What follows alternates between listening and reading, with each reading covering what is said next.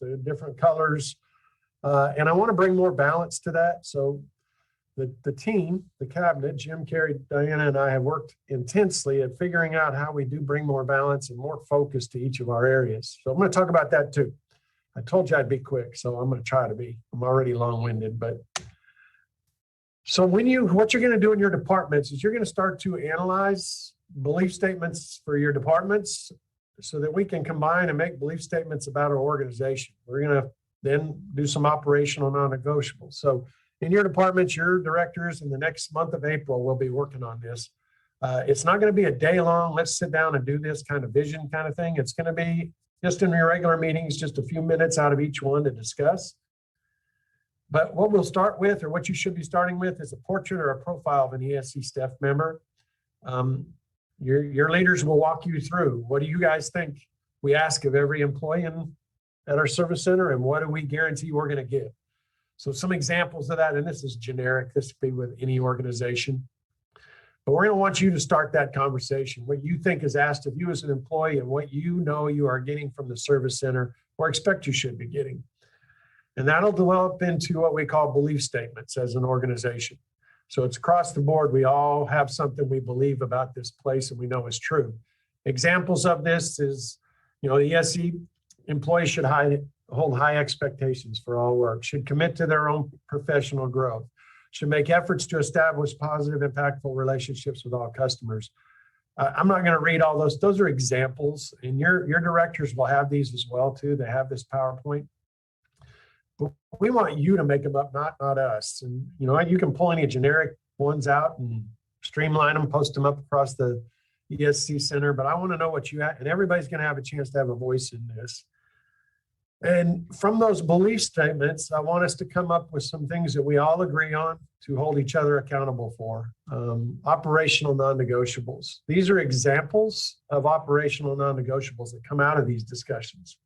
One of them is, we will be on time and prepared each day. Again, a generic one, but something that we want to make sure we're cognizant about. We will address all conflict first to the truth. If all of you have been in education, which most of you have, we never enjoy the parent that went to the superintendent first when they were mad about something that happened in a classroom.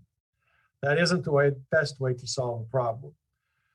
But that's an example of what we might want to decide as a service center, that all of us, all 262 employees agree that this is the way we're going to work and agree to work.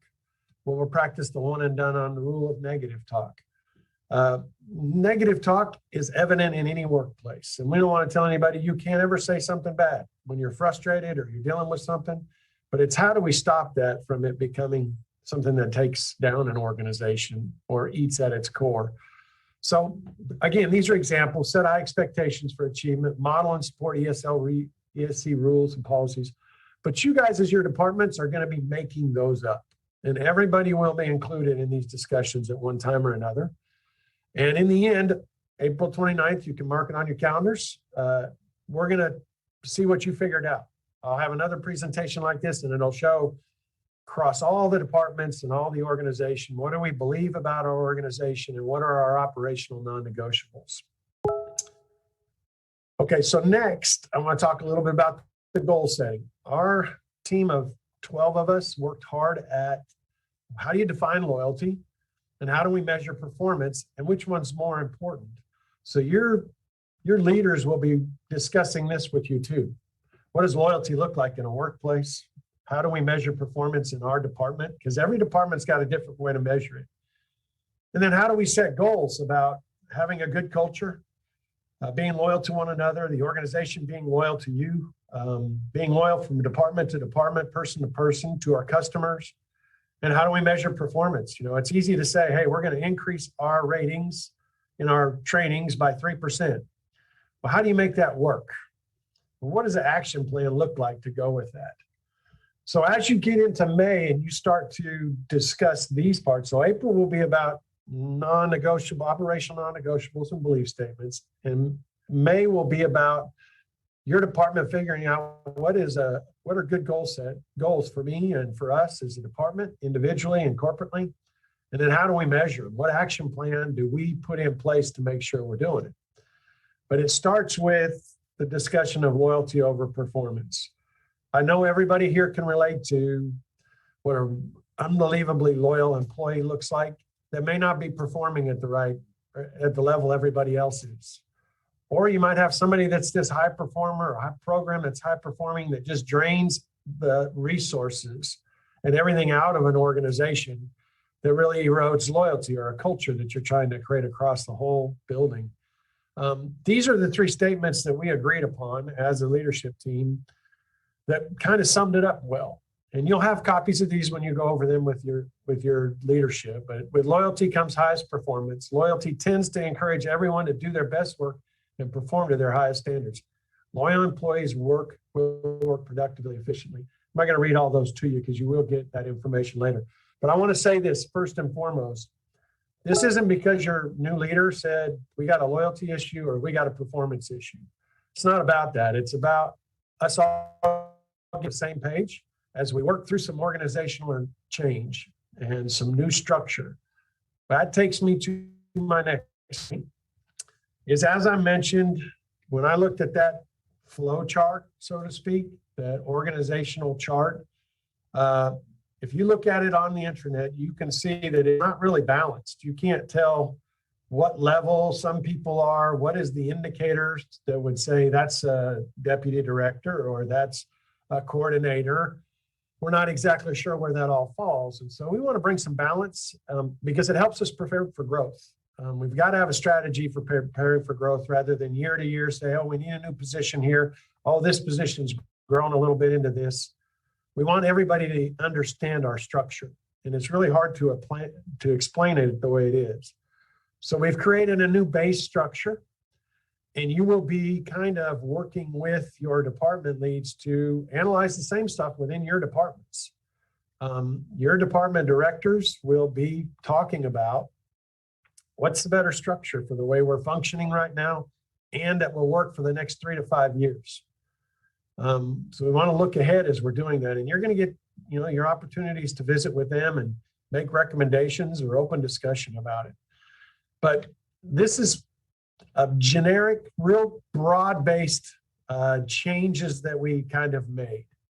So what used to be our deputy directors, which would be Mr. Moore was over administrative support, Ms. McBurnett, Diana was over all of the curriculum services, and Ms. Holland, Carrie was over all the finance and technology stuff. Well, again, the leadership team met together.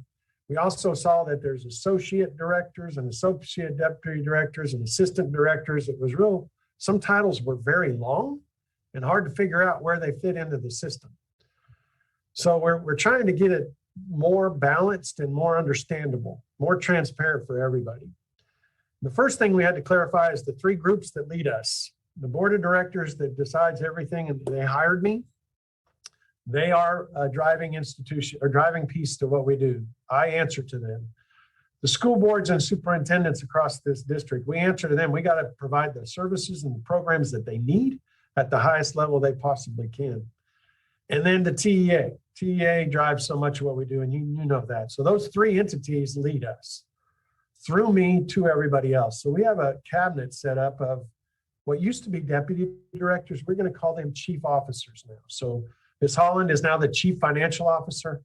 Mr. Moore is the chief administrative officer, and Diana is the chief academic officer. So those are kind of set. And then we wanted balance underneath them. I saw a lot of imbalance before, that there were a whole bunch of departments in one section and not as many in others, and I couldn't get really a grasp of why that was, and I'm sure it's just growth over time. But if we're going to prepare for forward, we've got moving forward in the future, we got to kind of establish a better plan. So under Ms. Holland, you will see, under Carrie, you will see we've still got financial business office, we got IMS and tech services, and DMAC are all staying there.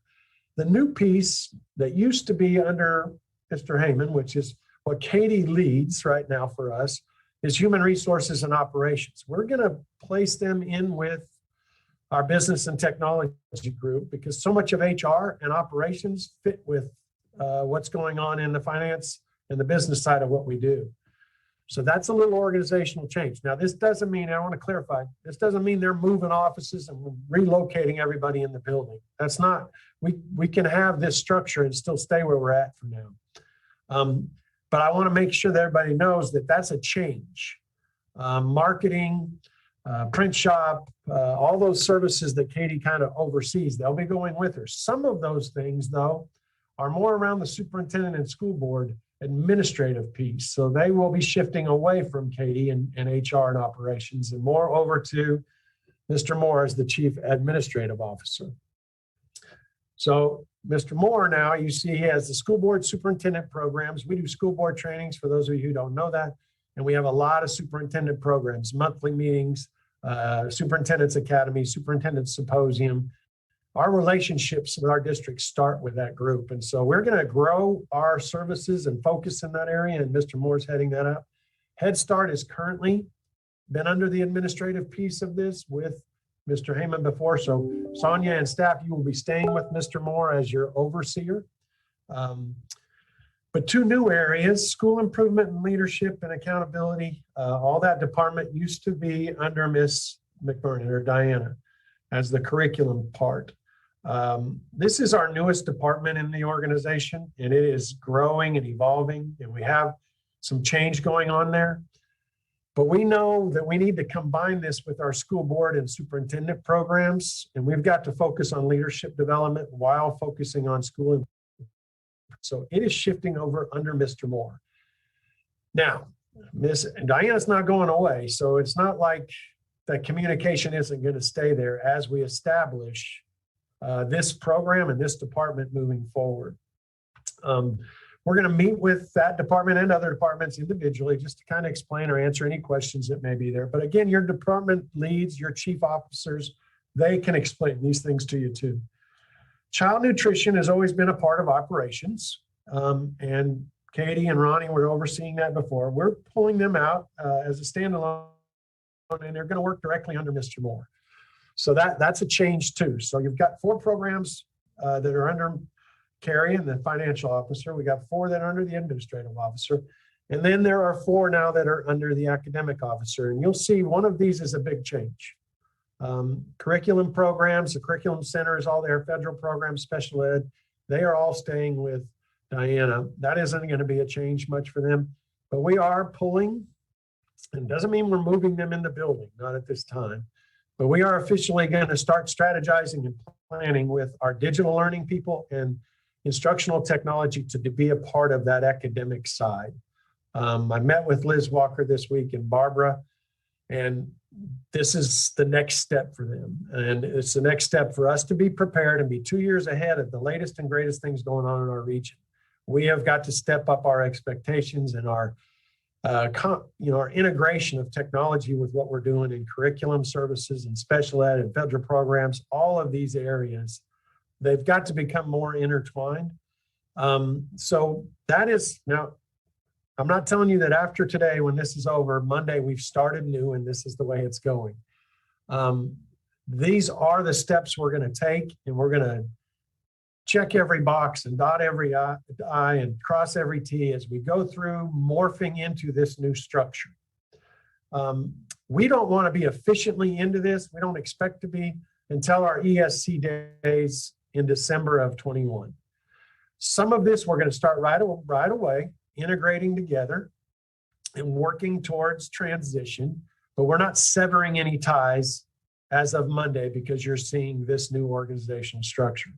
But it brings balance to the organization, and we're going to do the same thing within your departments.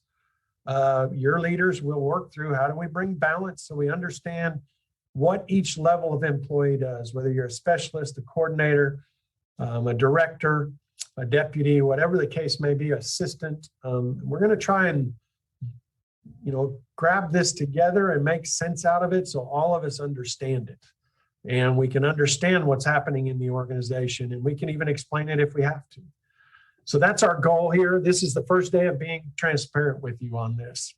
So you're seeing this base part. I can tell you the only thing we really have in place is me and the 3 chiefs. Everything else was just presented yesterday to the directors. They know we've been talking about it, but they didn't know what it would what the outlook would be. We think we vetted it pretty good for a plan, but we also know we're going to take some time getting feedback and figuring out what the next best steps are to even make this more balanced and more effective on our next 3 to 5 years. So I wanted to share that with you. Some of you may have heard of some things that are going around, but I don't want anybody to panic because nobody's purpose is changing right now. Just because you may have moved departments, it did not change what you do and what you're expected to do.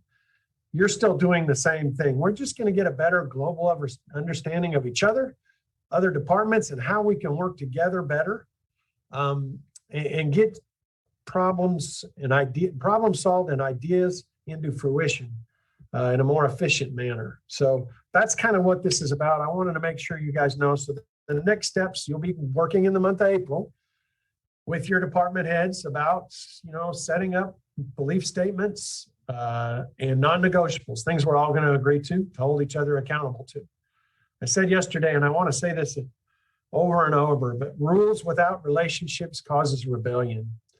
So if I don't know you and know you well enough as an employee, and I'm walking around and I'm hammering you about your performance or your behavior, and I'm trying to enforce that as the rules officer, and I don't have a relationship with you, you would have no reason, I would expect you to be bitter with the organization. So we don't want to treat people that way. So we've got to have kind of some non-negotiables and belief statements that we all agree to kind of hold each other accountable for, so that we don't have those instances where you feel like somebody who doesn't know you is trying to enforce a rule and doesn't know anything about the job you're doing and what you're trying to do. Patricia used a video last week of the drummer that you guys have been here a while, has performed and brought. You've had him here in the building, but I'm 55 years old. 56 is coming fast. And when I look, I've known of Mark Twain, read Mark Twain. I have never seen or figured out or heard of this quote till that video. And the two most important days in your life, I'm bad about that. Please pardon. It does say you life. It's supposed to say your life. Don't laugh, Mr. Moore. I see that giggle going on. But it's the day you were born and the day you figure out why. So where I'm telling you that you've already been born. So I want you to know your why here. And when you go through your belief statements with your departments, when you go through non-negotiables, and you figure out what is it that I bring to the organization, why do I come to work every day? What purpose do I serve? I want you and us to always be talking about our why here. So we're not caught up in the routine. We're not caught up in that it's just a job and my friends work there and I have great relationships. I want you to know your why. I want us to know our why as an organization. And so that second part, the day you figure out why, I think all of us know there's not one day you figure out why. You have to revisit that all the time. And I hope us as an organization and as individuals, we begin to do that over the next few months. Look for more organizational updates. There will be, maybe some organizational changes that come out of the discussions that you have as departments, and that, come all the way through the organizational chart into cabinet, where Jim, Carrie, and Diana and I all sit and visit and take what feedback we get and what we're noticing, and we try to balance it across the organization. It's a big task because the organization has a lot of variances in it, but we appreciate you. We hope that you buy into this, and that you help us generate the best kind of culture we can moving forward. And you guys have to determine that, not me. We're trying to put that ball in your court and get feedback so we get some things that you guys have ownership of. And then we'll talk about those next steps when we start to get closer and closer to the beginning of next school year. And ultimately, I want to reiterate, it's going to be a plus and minus trial and error kind of game for a while. But by December, we want to all understand the structure, our mission, our operational non-negotiables, our belief statements, and our plan for the next 3 to 5 years of how we're going to do the job that the service center is required to do. All right, so there's the quick presentation. I'm going to stop share, and now I get to see everybody's face. I hope I didn't bore you too much, but I want to, before we go into spinning the wheel, I want to tell you this, that QMS did their audits this week, and one of the things we talked about is what's become regular and what is regular. Well, one thing that's become regular is this 1 o'clock meeting every Friday. And I'm going to say this out loud, but we can almost say thank you for COVID. Because I try to imagine in my mind, if I started in September and we weren't all in this Zoom atmosphere, comfortable by that time, how I would try to get all of us together so we could have a talk like this on a regular basis. And if somebody at that time would have said, we could do it online, the panic would have set in about how does that work? What are we going to do? And now I get feedback from all of you that says, I'm on a campus and I want to be at this thing. I pull out my phone and I join it and I'm there for 5 minutes and I don't miss anything. We could not have pulled that kind of communication and culture building opportunity without what we've had to go through. And it's not going to go away. We're going to keep the 1 o'clock meeting. If I'm not here, one of the chiefs will run it, probably more efficiently and more effectively over time. But every one of us will get practice at it. But it's a way to keep communication with you. It's a way for us to be transparent. We can't really do question and answer in it because it's so difficult with 150 people online. But it gives you the opportunity to take your questions to your directors who will have answers for you. And you can get that information quickly and then even spread it outside our building. So I want to thank you for that. I think it's not going away. It's going to become part of our QMS process. This is one of the things we do to make us more effective and efficient and ensures transition. So I'm glad to see everybody's bought onto this and it's not going away. Don't think that this was as soon as all the COVID requirements go away that we will change this. I don't foresee that happening unless you give feedback and say, now it's just a burdensome meeting again. Every once in a while, we have a little longer one than others. This is one of those, but it's good. I got the chance to tell the directors all yesterday, and without hesitation, the next day you got to find out. And so I want to mention one example of loyalty in this room, and I hope I don't embarrass her.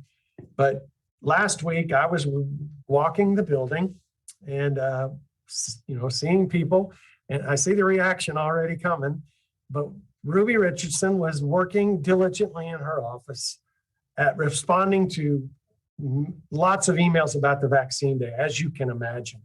And I was walking down and I said, hey, Ruby, how you doing? And she just as without hesitation said, I got 81 emails, and went into her frustration at the moment.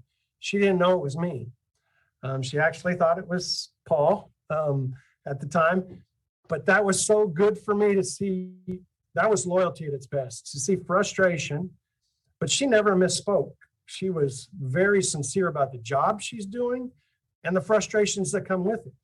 But you can imagine once she noticed me, I'm sure she's saying right now, I was so glad I had a mask on, because I'm sure she turned red, but I couldn't see it, but she handled it. But that's the example of loyalty right there. We're all going to get frustrated with our customers, with our colleagues, but she did so well at just expressing that frustration. And that's a person I could see right away is loyal to the organization. And that's the kind of things that happen. It was good for me because, and I go back to the organizational chart, all of us want to know, where does somebody stand on that chart so we know how we're talking to people.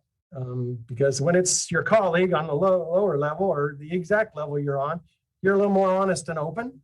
When all of a sudden it's the executive director, you may want to be a little bit more guarded in those moments, or at least know what you're intending to say. Our chart has to say that for you too. You should know by title where somebody lands so you're not caught off guard in an uncomfortable situation. But kudos to you, Ruby. I hope I didn't embarrass you on that. I want to praise you for that, because you did such a good job with handling your frustration. And all of us feel that at all times. So I'm going to check the chats real quick. Yeah, I see, Ruby. I knew you thought it was Paul. You told me that day, and you handled it great, though. But thanks to everybody. Ruth is, she was on earlier. If you can screen around, you might see Ruth. But if not, just drop by her office and in the next few days if she's around, and wish her the best. All right. So with that said, one last thing. If you didn't notice, the CDC has changed the contact tracing guidelines. Now it is no longer 6 feet, it is 3 feet away. So what that tells you is if we're trying to enforce that, now we get to ask the question, if you're 3 feet away, So guess what? You get to get a little bit closer to everybody with a mask on and not have as much fear anymore. We're getting there, even if it's just 1 meter at a time or 1 yard at a time per se. But we'll change those into our processes too.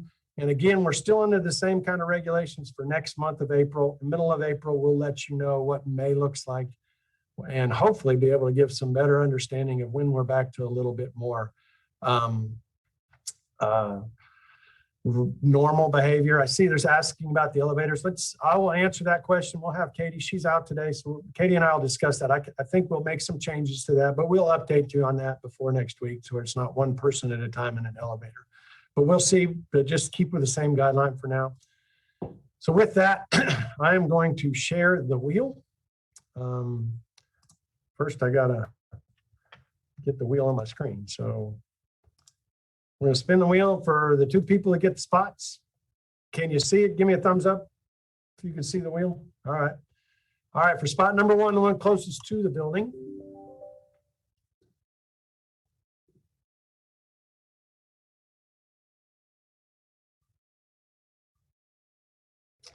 Ruth Ruiz. Ruth Ruiz gets the first one. Congratulations, Ruth. And the second one.